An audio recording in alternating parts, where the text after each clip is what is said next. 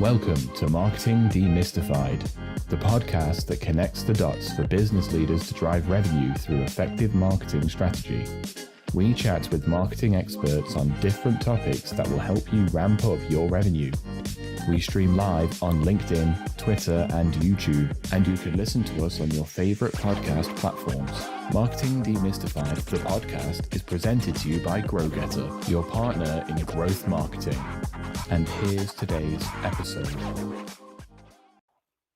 Hello, everyone. Are you ready to be inspired, informed, and empowered with actionable tips to transform your marketing game? You're in the right place. Welcome to Marketing Demystified. I'm your host, Jenn Mancusi, CEO and co-founder of GrowGetter, your growth marketing partner. Today, we're talking about the content crisis that is facing B2B brands. With billions, yes, billions of pieces of content being published daily, most of it is forgettable, bland, and indistinguishable from the competition. But what if your content could actually define your category instead of getting lost in it? To help us go from copycat to category leader, I'm joined by Kristen Rocco, founder of Bold and Noteworthy Marketing. Kristen has shaped global content strategy for Fortune 500 companies and helped B2B brands break through the noise with bold, category-defining content. Today, she's here to share how to position your brand as the industry authority. Welcome to the show, Kristen. Hi, Jen. I am really excited to be here. Thank you for having me. Absolutely. I'm really excited to have this conversation because, it's true. It is a crisis, and there is so much bad content out there in the world. It's getting easier and easier to create bad content, which makes it difficult for the good content to shine through. So I'm really looking forward to hearing your tips. Me too. This is a conversation I have with my industry colleagues all the time. So I'm excited to spread the news even further, but not just talk about the problem. Let's give some tangible solutions to help these B2B marketers figure out how to create really interesting, compelling, and exciting content that their audience wants to read and consume, not just read, but consume too, right? Yeah, absolutely. Absolutely. And why do you think right now, before we get into the good stuff, which we will, and we'll get into those actionable tips in your framework, but why is so much B2B content failing to make an impact? Why don't people want to consume it right now? Yes, there's the short answer and the longer answer. So the short answer and the most simple answer is that B2B content is fundamentally forgettable to your target audience and potential buyers. You mentioned at the top about all of the content that's being produced today, and that number is actually 4.6 billion new pieces of content daily. So as you can imagine, with all that competition, standing out is harder than it's ever been. And honestly, B2B companies are not helping themselves. So the research actually proves this to be true. There was a study done by NP Digital last year that said that found that over 5 million social media posts it analyzed, nearly 60% of those got zero engagement. That's more than half of social media posts that it analyzed did not receive any engagement, meaning it didn't stop the scroll, nobody cared to read further or longer, it didn't connect at all. And then there's another study out there as well by a content marketing intelligence platform, Notch, that found through its research that 30% of content contributes negatively to brand sentiment, and then an additional 28% had no impact on audiences. So these two stats together, and I know there's a lot more out there showing that this content that's being produced, the majority of it is really falling flat. And there's some reasons about why that's happening on a deeper level that I'm happy to talk about if you want to get into all of that, Jen. Yeah, I definitely do want to get into all that, but those stats are like mind-blowing. And I think it speaks to a broader challenge that I'm hearing about where, I'm a big believer in content strategy, and I push content strategy and encourage my clients to think about it differently, or just the industry. And there is a lot of sentiment around like, I don't think that content strategy actually works or has an impact. And I think the problem is not the strategy necessarily, but the content that's being produced, because what you said, that it is fundamentally forgettable. Of Mhm. course, forgettable content is not going to have an impact, but I don't think people always know how to combat that. Well, it's an interesting point you're bringing up. I think that it is kind of multifaceted. I think there is a strategy problem, and I'll speak to that. And then I think there's an operational issue in a lot of ways that block people from producing their best work. I truly believe that content marketers get into our field because we're excited about the creativity and we love storytelling, right? That's what we want to do. So we bring this amazing combination of strategy and creativity into a role. But there's some organizational blockers that can actually harm or hinder brands from creating bold content, interesting content that's going to move the needle. And what I would say to that is you should hold up the mirror and analyze your strategy and your operations to really understand the reasons about why you're creating commodity content. And I define commodity content as basic content, informational based content that you, when you Google and when you put something in Google, you get the 10 similar articles on the same topic. That's commodity content. It's indistinguishable from the competition. And it really is hard to say, if you were to rip off the brand logo on that piece of content and replace it with your competitors, nobody would know the difference. So those problems often lie in the structure and the perception of the content function itself. So when we talk about strategy, I would say when you hold up the mirror, think about whether your strategy is based on a Google first strategy. In other words, you're orienting a lot of your content because for Google and SEO value. And I would say like an SEO led content strategy used to be very effective, right? But what happened over decades is that Google started training marketers. I hate to use that word training, but in some way, I do feel like Google is a puppeteer telling content marketers around what content they should produce to rank for a certain term.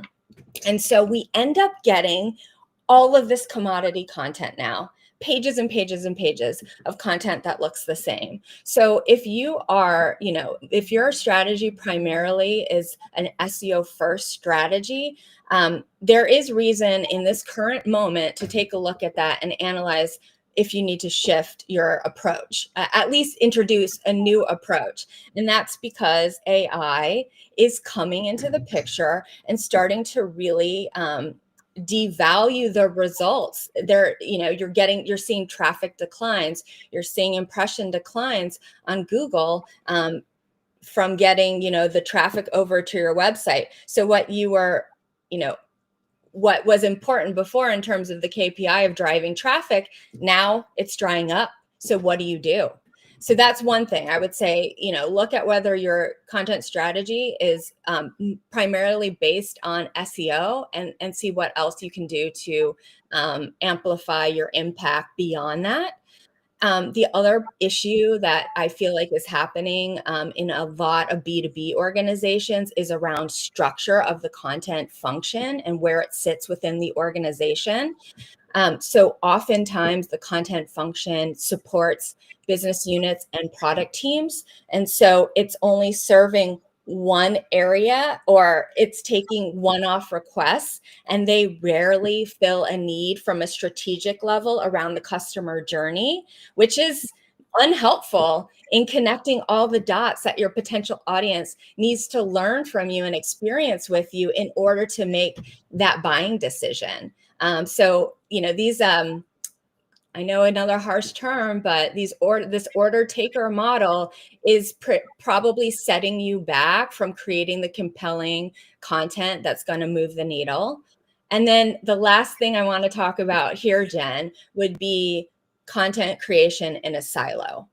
So one of the biggest things I see from an operational standpoint is that content marketers really don't have connectivity to all the nooks and crannies of their business. and their business leaders.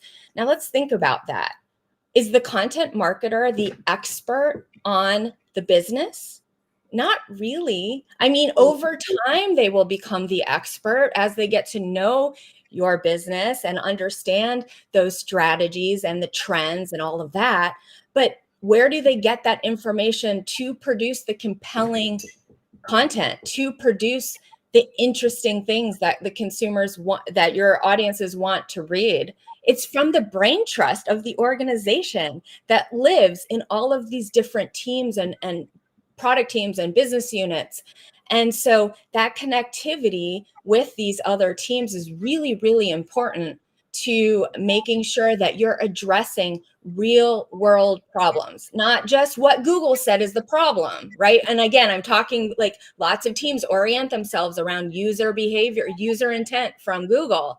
Are those real problems? Your teams that are within all of those areas of the business actually have better connectivity to your actual customer. They're learning the objections, they're learning the needs, they're learning exactly what they need out of the transformation for the solution that you provide. So if you're not having those regular meetings, that regular connectivity with everybody within the business, you are at you're having a problem with generating the insights you need to create that bold content. Yeah. I totally agree with that last point that you've made. And I worked with a content agency years and years ago, and the way that they wanted to create the content was by doing research on the internet to write our brand's content. And I was always like, well, don't take other people's stuff to write our stuff. Talk to the people on our team. And I think that remains really a priority. And I think it's also like how SEO has changed over the last, I mean, since SEO was a thing for the first time, it's been shifting. You know, I think it's interesting that you say that Google trained content folks or maybe non-marketers too, to, hey, if I just pump a bunch of keywords into this article, it'll rank. And that used to work. Maybe before there was 4.6 billion pieces of content being published a day. But now and even, you know, you talk about some of the AI search engines, the sort of GEO versus SEO thing that we have to think about. But even Google algorithm has shifted to prioritize unique and useful content. So the old SEO practices are not working the way that they used to. And having a story that is unique to your business or your individual thought leadership is so critical. And we're getting some comments in from the audience too about answer engine optimization has to be top of mind for all marketers. I love that. Thank you, Ashley. Your web content needs to speak LLM now. It's so true. So true. Yes. Yeah, that is true. And there's Ashley. Hi, Ashley. There's also a need to, I don't want to see the same problem happen with SEO in terms of dictating how we are insightful with AIO. Okay, this is my huge point here, is that there is a way to satisfy and garner the results out of the search engines, whether it be the Google search engine or now the AI first search engines, that will do both. That will do both. And it is possible to rank for keywords and also provide the depth and the nuance and the insight that your audience needs from you to continue their journey with you. The problem is that somehow Google started saying that a click meant more than a relationship. And that is not the point of content marketing. The point of content marketing is not a transaction that can be a one and done. Oh, they made it to my web page. Great. Stop. No, the point was that we think through the entire customer journey. We got them on the web page, wonderful. And now how do we keep building our body of content that's going to progress their journey and solves their real problems? The landing on your web page is the start of the relationship, not the end of it. And so many people make that mistake. And I just want to put up the warning flag. We're at this really critical turning point where you can start thinking how to do, the better way, the relationship building way. And I know we'll get into all of that. I wanted to also, if I could, Jen, circle back around to like, why did Google start becoming the puppeteer of all of this? And you started to touch on it. And I wanted to go a little bit deeper if I could, which is that content marketers are like any other marketing function. We are accountable to metrics and KPIs and ROI. And I think that driving traffic became a metric that showed success. And so we got trained that, oh, great, we can get a lot of page views through this strategy. Let's go full bore, right? And that's how we're going to prove to the senior leadership that this is working. And I think that now you talked about a crisis of content, or crisis of content, I think.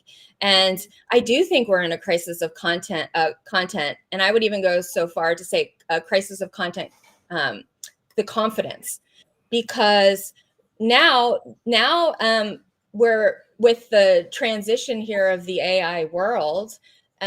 We are seeing that the metrics we used to report on are not valid anymore. They're not proving effective anymore.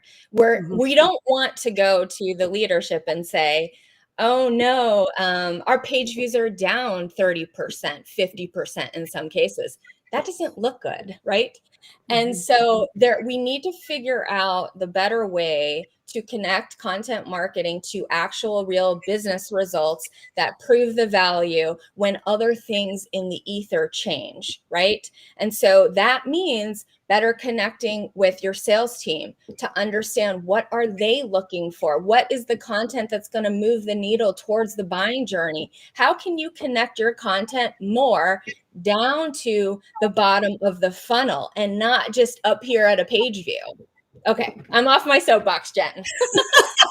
No, I think it's such an important point, and I think it highlights a challenge that all marketers really face, which is, prove your worth, right? What are you doing? How can you prove that what you're doing is working? And sometimes others from outside the marketing function have put those specific metrics on to say, I'm going to judge your success based on page views. I'm going to judge your success based on cost per lead, or some of these sort of random metrics that maybe don't actually have a direct connection to growth and revenue, or, a relationship kind of building metric. And so I do think that's a big challenge. And I'm curious what you think are what are good ways to measure success when we're looking at content in particular. And I want to talk about the type of content and how you create it as well. But since we're on the metrics topic, what does success look like for a good content strategy? Okay, that's a great question, Jen. And it makes me want to reiterate the point of content marketing, which is creating valuable, useful, and frequent content that drives profitable action on behalf of your audience. That's content marketing in a nutshell. So it's about, and just to go back to what I said previously, it's about building relationships, right? And so how do you build relationships with an audience, and what metrics support that? So I'm starting to, talk a lot about the metric for success is resonance as a, broader term. And what resonance means is that your messaging is so compelling, your content is so compelling that your audience actually takes the time to stop, pay attention, engage, and then eventually act. They're not going to act right away, right? We have to build that know, like, and trust factor. for the brand, and we have to give the audience time to know what we do and how we can solve their problems. And so we need to do that through building resonance, and kind of the way, the back end way that people will relate to in terms of how to measure resonance is through engagement metrics, right? So it's about, how many form fills, maybe how many conversion events, how far on the page did these people consume, where are they clicking to next, are they continuing their journey? It's that deeper level of user behavior that you want to look for to make sure that you are creating resonance. And the idea of resonance is not, it will drive demand, right? So the more that you can engage your audience with your content and build that know, like, and trust factor, they will end up becoming a potential customer. But also that is going to help incept their brain around your brand, because there's a few interesting statistics out there. 95% of your buyers are not currently in the buying journey. Only 5% of your buyers are in the buying journey, meaning memorability and resonance is a really important metric, because they need to know, like, and trust you. They need to remember you for that moment when they are ready to buy. And then you are part of the consideration set. If you don't build resonance, you are never going to be part of that person's buying consideration when they are they're ready to take that action. Another interesting stat that I'm sure, maybe many of the listeners have heard about, but buyers today engage with 13 pieces of content before they even either pick up the phone to talk to somebody, on a real life person, or convert into a client or a customer. And so that's a lot of content that they're touching before they actually get to that decision point. And you need to make sure that your content is the most effective at helping them understand all of those things that go into their decision-making process. Again, otherwise, the competitor that does it better is going to get their dollars. Yeah.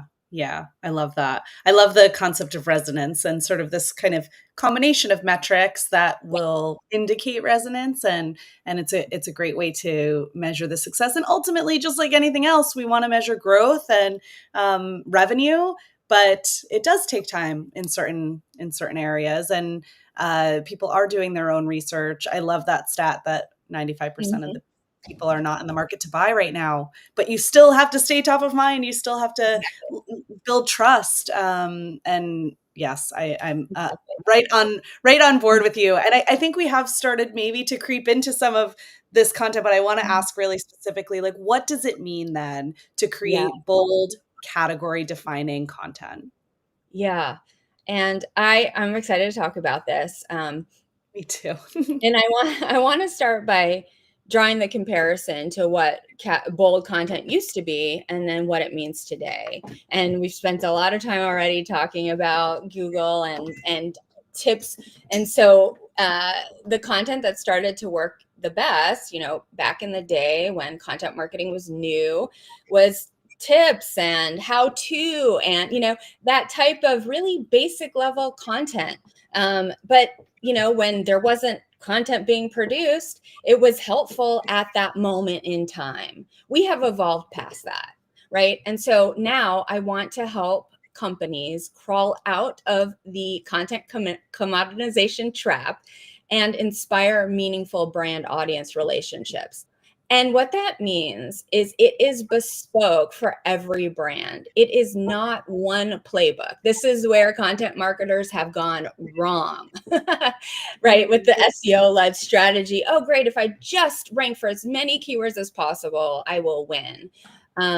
That's not how it's working anymore, right? The brands that create category defining content are the ones who are the foremost thought leaders in their space, right? And so it's where they really have this mindset, and actually I want to use that intentionally. They have a mindset of making sure that their insights and their strategic thinking, and that they lay out a vision for the future of whatever space they are in, and they bring their audience along with them. And so that's kind of the basis of category defining content.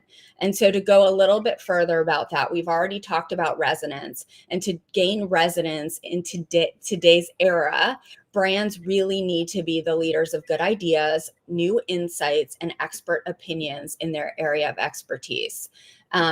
This is how you produce content so engaging that your audience will naturally pay attention, because the ideas you offer to them change the way they think. And so here are a few ways that these bold brands are producing category defining content. So first, they're expert storytellers. They build their narrative around a specific customer need, and they tell a broader and bigger story about, that customer need and how it can really transform them.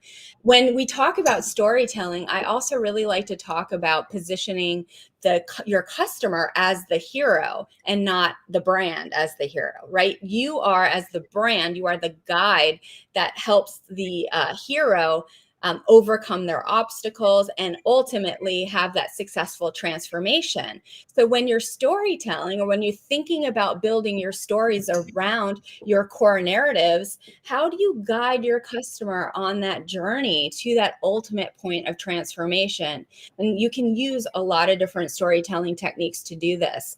Some that I found the most effective would be customer stories play a huge role here, right? Experience driven stories. So I love the idea of the show your work method, going behind the scenes with your brand and talking about how you got to an idea and why. And then there's, oh gosh, of course, Jen, it's leaving my brain. It will come to me, that final storytelling of, the mission, vision, and values, the brand story.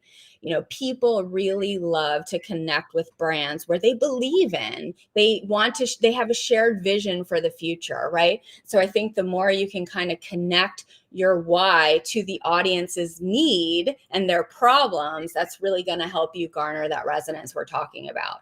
Okay, then I think these category defining brands have a point of view. They no longer just produce how-to content. They actually come into it with a point of view. They often challenge the status quo by offering a unique perspective on a known problem. We talked about this already, but they share the collective wisdom of their thought leaders to address the audience's problems. Lots of category defining companies or category leaders develop original research, and that original research surfaces new insights, new trends, and new ways to operate in new worlds. That's very helpful and valuable to the audience. And then finally, they care about the quality of their content. And this goes directly back to a content treadmill that really comes out of some of those other KPIs that we were talking about. If we just produce the most content, we're going to rank for the most keywords and we're going to get the most traffic. So content marketers have been trained to get on this content treadmill where they're running 1,000,000 miles a minute to produce quantity, and it sacrifices their quality, right? They don't have that extra level of detail in there. They don't go a step further. They don't ask the businesses about their perspective because they have to produce 5 articles a week, right? And so you can see how that creates a big problem for content teams. Yeah, absolutely. And I feel like this, maybe listening to it, it sounds hard, actually. Yeah. It sounds hard, especially in a world where I hear this a lot. I could just have ChatGPT write it for me, Oh, yeah. that is maybe the easy way out. But it does, that AI generated content, it doesn't perform. Yeah. It's not interesting or unique. And oftentimes people who are engaging with it can tell right away that it is AI generated. So the hard work that you're describing, and maybe it's not as hard in practice if you sit down and do it, and I want to talk about your framework, but it's worth it if you can get it right. Like you were saying, like rather than writing 5 articles a week, who's writing 5 articles a week? You know, really focusing on a lower quantity, higher value content can really have a major impact. Yeah, and I love what you said. I mean, no, it is hard. There's layers of hard, but it's not as simple as writing a content that you can research on the internet and put together a very similar piece. That's true. But if you can create thought leadership or this POV driven expertise, content based on your point of view and your opinions and your visions for the future and trends in your market, imagine then this one piece of content becomes a tent pole. And imagine how many different pieces of ways that you could then distribute that content and that you could repurpose and reassemble that content over time, right? It becomes a sustainable, enduring engine. Right now, I would actually make the case that what you're building and that treadmill you're on that treadmill because the pieces of content that you're writing can't really go much further than 1 or 2 distributions because it's boring. It doesn't have any unique value. When you focus on concentrating all of that business brain trust into your content program and creating the operations and the systems to make that a endeavor, you will start to have more legs for your program than you've ever had before. This happened when I was working for a global fintech company. One interesting story is that I came in to grow the function. Actually, I was the first content marketer there. And we started, producing the articles. And fortunately, I had a CMO who didn't care about quantity. So I got the benefit of her willingness to actually produce the quality content from the get-go.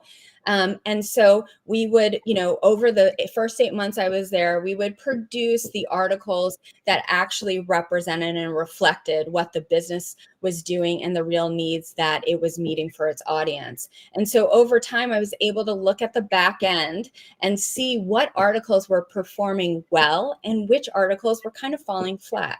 And from that analysis, I saw that this trends article we produced in October, or it was like midway through the year, was performing well beyond these other articles. And I thought, oh my gosh, let's exploit this, for lack of a better word, right? Our audience must be exceptionally interested in payment trends because they're growing businesses. And yes, there's a lot of other things you can do to grow businesses, but payments is a really, really, it's kind of the driver of the entire experience. So they want to know, how do consumers like to pay? What are the new ways to pay? How do I create a seamless payment experience? There's a lot of, the industry is moving very fast and it was very hard to keep up. This was kind of pre and post COVID era. And so we ended up creating a very, very detailed research report that included interviews from 20 industry influencers, including a bulk from our company, and then also from the other brands that had influence in the space: American Express, Google Pay, Visa, MasterCard, right? And so we compiled this report that was all about the trends, and it became the most sought after campaign that we did all year. And it generated the most leads of anything we did in marketing. And it also generated content for a year. right? Mhm. You would think that a trends report based on, 2025 in October wouldn't be relevant. Well, Jen, I have to tell you that is not true. You can continue seeding those topics and those ideas and going deeper and showing the progression of how they evolve. This is the type of thinking that is required out of content marketers today. And so, and we're bringing the strategy back into the function, right? The creativity, and I think content marketers love it. The creativity was always there, but somewhere along the way, we were trained to just get on this quantity treadmill again, and we stopped looking for the new insights. Yes. That is, I mean, that is it's such a great example of sort of, I'm thinking about what you said a little bit earlier about how it's different for every business, right? Like it is unique. Like what you just described worked really well for that one business. And Yes. the framework of it, of like seeing what's resonating in terms of the content that you already have written. I mean, we have this experience with our own Grow Getter content. There is one article that was such an afterthought. It like popped up in a random conversation. One of our content strategists wrote the article off the cuff. And Right. it, to this day, it's like 3 years old. It, to this day, is our most, like our highest performing piece of content.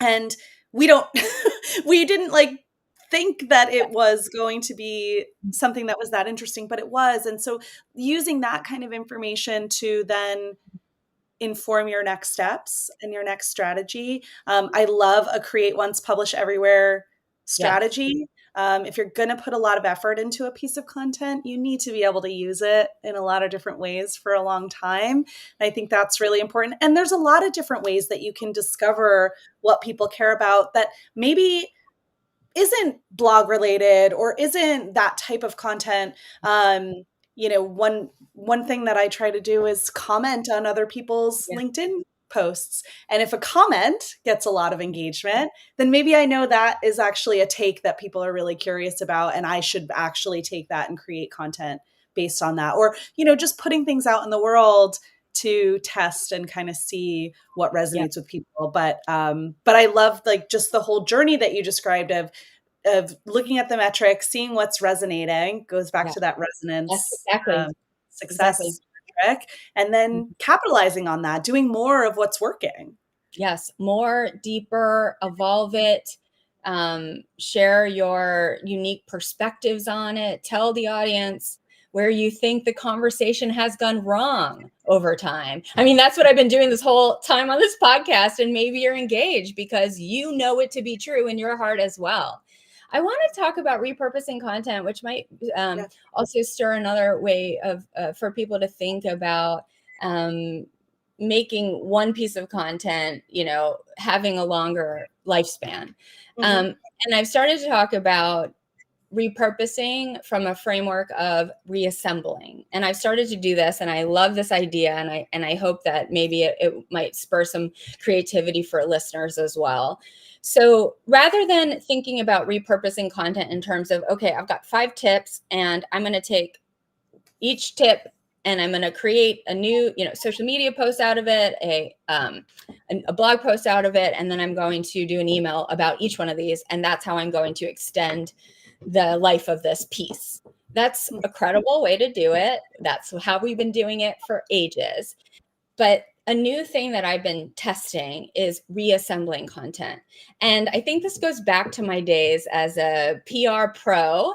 I started my career in PR, and I started to have to think like a journalist because that was the only way that I was going to get my story to land in a major publication. So, when you're talking to a client, there's often a lot of conversation that does not have much news value. If you put a journalism hat on, this is a really good way to start to think about what's going to resonate. Would it make the cut for a journalist to write about? If the answer is yes, you have something on your hands. If the answer is no, go back to the drawing board. But I would have to cut through all of this clutter to be like, okay, I'm bored. I roll. This means nothing. This is only talking about the company and their solution. It has no value for the end user reading this content. But then I would find the nugget. And because I worked in the franchising industry at large, all of my clients were different clients, but they were in the franchising industry at large. I would start to spot trends across the board. I'd be like, oh, that client said that. That client said the same thing. And that client said the same thing. That must be a trend. Let's reassemble what now I've learned into this trends piece around the macro environment of franchising at large, right? And I think these are some of the ideas that you can start to take into your content practice as well. When you're starting to hear the same things from audiences, and you're starting to hear like kind of how your business leaders are thinking, how can you put together a new piece of content that's said, but that advance the conversation and not just repurpose it into your channels. And one way that I do this with my podcast, I've got a podcast that really doesn't have much to do with marketing, but it's called Bold Moves. How did you know? And I started to hear have this big backlog of different ways in which people would answer my final question. What do you know about being bold today you wish you would have known earlier on? So I got these answers on the same topic over and over and over again. I drew parallels between all of them, and I assembled a graduation speech episode to release at graduation time to make it extremely timely. So this is the idea of reassembling content for new ways to think about issues and to show your expertise that doesn't just sound like the same old time and time again. Yeah. And I think also like what you're describing just speaks to the need for content to not be in a silo, like you mentioned in the beginning, because if you're a content marketer and you're working on a content team and you're just writing content in your bubble, you're not hearing maybe those trends from customers that the customer teams are hearing or something like that. So that need to collaborate more broadly within your organization in order to identify those trends is so critical, because just sitting and writing, you're not going to hear that stuff. Or if you don't have a podcast where you're asking the same question at the end. But maybe there's some ideas too. Like how can you seed things, similarities, so that you start learning these things. I think, again, just going back to content marketing is a strategic function. So approach it that way. And I think that's how content marketers are the most successful, when they drive their content from a strategy that makes sense for their audience and the marriage of their audience and their business. Yeah, absolutely. Now, can you walk us through the content ingenuity framework? I'm sure you've touched on some bits of it, but Yeah. So I developed the content ingenuity framework to give B2B companies a competitive advantage. I help ambitious B2B marketing leaders stop competing in this minefield of content commoditization that we've been talking about and start creating that bold content that catapults them from copycat to stand out with a differentiated, sought after voice in their industry. And I brought ingenuity into the framework name because innovation by nature, it's novel, it's distinct, it's disruptive, and it ultimately creates value for your end customers or your end users or audience. And organizations strive for innovation when it comes to creating new products or solutions. That's how they aim to stand out in their markets. And I make the case that you can do the same with content marketing to build influence and trust with your audience. So I think that having a mindset of innovation and ingenuity is really helpful for today's landscape. And I do the content marketing, the content ingenuity framework breaks down into 3 parts. The first one is the research and discover phase. And if you don't, if you can't stand out, sorry, let me rephrase that. You can't stand out if you don't know where the opportunity is. And the goal of the phase is to find your unique strategic position so you can break through the noise. I think that, again, just to talk about the problem, we got really disconnected from our actual audience's real problems, needs, expectations, their desires. And we started orienting our mindset around what Google is telling us, what the algorithms are telling us our customers want. Well, that removes us from from our actual audience, right?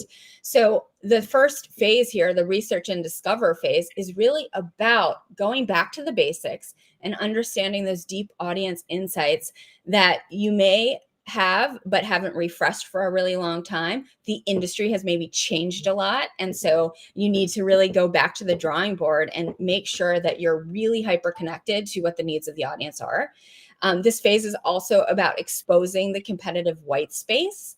I analyze the market to see what conversations your competitors are owning, and more important, what they're ignoring, because that's where we find our opening. Remember, category defining content is all about your distinctness. So we need to create the white space around what we can own that moves us away from the competition.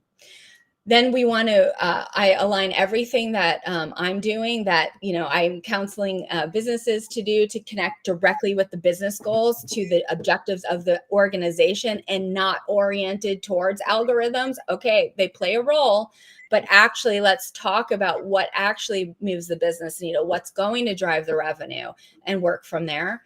And then I also do a copycat content audit through this process. I'm going to go into your backlog and see where your content is generic and establish a baseline for creating original work. So that's phase one, pretty intensive research and discover phase. Phase two is all about the strategic and narrative, where I help the business craft those category defining narratives that reflect their unique expertise and make the brand memorable. We talk about content missions, points. What's your point of view? What do you stand for? What's that unique perspective that no one else has? And I try to weave in those storytelling approaches that we talked about earlier to generate resonance, to make, now that we got that unique perspective, okay, how are we going to bring that to life in a way that's going to meet our audience's needs with interesting ways to tell that story? And the final phase of the content ingenuity framework is the content impact plan. And it's a strategic blueprint for turning your expertise into influence. It's where we translate those insights and narratives and stories from phase two into that tangible, high impact content marketing execution that will make your audience pay attention.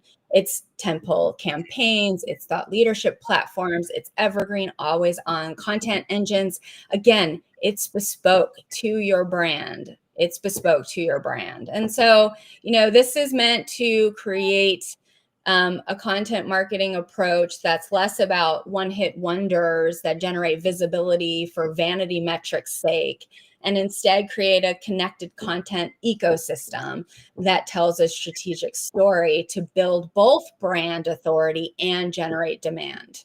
That's how you become category defining. I love it. Thank you so much for walking us through the framework. I'm thinking about a previous episode that we did with our guest was Tracy Borison, and she was talking about the importance of the inputs into your marketing strategy, that everything that you do should be unique to your business based on the inputs, based on the research, based on your competitive set and the white space available, based on your own expertise, your own performance. And that skipping over that step, you talked about all of the elements of the research and discovery portion of the framework, but that is so critical. That's the part you can't skip. You can't skip into the content strategy without the right inputs. And so, thank you for walking us through that. I think it's so important. And, I'm curious how. I'm a big proponent of please do not let AI write content for you. Please, I beg all of you listening. However, I do think AI can play a role in some of these things. And how does AI work in your kind of process, or where do you see the benefits of it? Yes, I am trying to be as big of an AI proponent as I can. I want to be optimistic about how AI is influencing our space, and also give some cautionary red flags as well. The train is out of the station, right? And so I think trying to backtrack, it's kind of a losing strategy. We can't go back. We're only going forward. And so we need to embrace AI for its value and decide, and I think this is where AI governance within organizations is a huge piece to the puzzle. That, right now it's kind of a wild, wild west. Your employees are probably using it without any guardrails, which is dangerous potentially to your brand. So there's a lot that needs to evolve in terms of how organizations use AI. But to specifically talk about it right now from the content marketing perspective, from my view, I think that there are two obvious ways that AI is having an influence on what we do. I think that AI is having a detrimental effect on SEO-led content marketing. It is eating away that top valuable real estate on Google's homepage, right? When you type in a term. And because of that, brands are really noticing significant traffic declines because of these AI overviews. And it's making marketers wake up and thinking about, okay, we've got to really figure out how to change our strategy to move with this new way of the world. And you can either, we've talked about one of those ways in terms of building more thoughtful content that's category defining, that's going to, I think, have a helpful impact on AI. Google wants to provide its audience with helpful, relevant information. And I think when you own topics and you lead conversations, this is how you can start to be cited in AI as a relevant, as one of the core brands in your space. So that's definitely, I think that this higher level of strategic thinking when it comes to content marketing will actually have an important positive impact on your outputs in AI when you decide to elevate your content marketing. If you do it the same old way you've always been doing it, I think you're going to continue to see the declines. But in terms then of content creation, and I think what's happening is AI is supercharging the creation of commodity content. As you noted, Jen, you can put a topic in AI and it will give you a blog article about whatever topic you're writing on. And that blog article will mimic all of the prior content it has collected to understand that topic. That is commodity content. That is not unique. It is not differentiated. It is unhelpful to up-leveling your audience's understanding. I think that if you use AI as a replacement for creators, you are in a race to the bottom. You will not become category defining. You will not even come close, because your content will just fall by the wayside, as we talked about earlier. You will become invisible, and you won't make any, your marketing will start to fall flatter and flatter and flatter. And we're seeing that now with the AI deprecation of Google, right? Yeah. So I think that you need to really keep the humanness of your brand intact and the authenticity of your brand intact. Okay, like we've worked for so long as marketers to make our brands more human. So why would we go back and make our brands less human? That doesn't make sense, right? We know that customers buy from people. They don't buy from robots. They don't buy from companies. They buy from, out of that humanness of your brand. And so if you only use AI to create content, you risk that humanness, and that will lead to inauthentic experiences. And that is the downfall of using AI for content creation, in my opinion. Yeah, for sure. I totally agree. I think anything, anything beyond like really the research and discovery bit. I think the research and discovery can be supported by Yes. AI in really smart ways. And, I've been playing around a lot with deep research for different applications. And, you've got your own kind of data. Hopefully everybody's tracking their web traffic and their engagement metrics through their own means. But, looking at even at what you were talking about, let's say we have a blog article that's performing really well, gets a lot of engagement, asking deep research to look at the rest of our content and see, hey, is there anything that's sort of similar that we could make better based on the fact that this other thing is performing really well? Like, what does this one have that the other ones don't? Like, those kinds of Yes. inputs, I think, can be really, really valuable and also help to unblock maybe creative blocks if you're not sure about where to go next or a topic Yes. or an approach. But I agree with everything you've said, like that content generation piece has to be human. It has to be unique. It has to come from your individual perspective and experience, and your expertise. It can't come from out there in the ether. So yeah, I think there's a lot of really great, like you said, the train's left the station. It's Yeah. out there and it's being used and others are using it. And I think that just experimenting and trying out Yeah. different prompts, different approaches, but especially to help support that research and discovery phase, I think it actually can be really valuable. Me too. And actually, this proves my point. Even in the research discovery phase, Mm, the curiosity, so you're asking it to analyze your different articles, what's similar about the ones that are performing well. That prompt came from your curiosity, Jen. yeah. That can only happen with the human intervention. AI Mhm. cannot be curious for you. And Mm, therefore, you will never derive the right strategy without the human aspect into, alongside the AI. So I 100% agree. I've been using AI for deep research on audience and competitive and market insights, and it's been hugely valuable. But it's because I'm prompting it with my curiosity. I'm asking deeper questions. I'm doing that process from my brain. The mm. AI is not doing that for me. Yeah. I love that. That's the soundbite of the episode. AI cannot be curious for you. Yeah, that's true. It's so great. Well, thank you so much. This was such a great conversation, and I think it's a challenge that a lot of people are facing right now. And so, I really appreciate you coming on the show and walking us through your framework.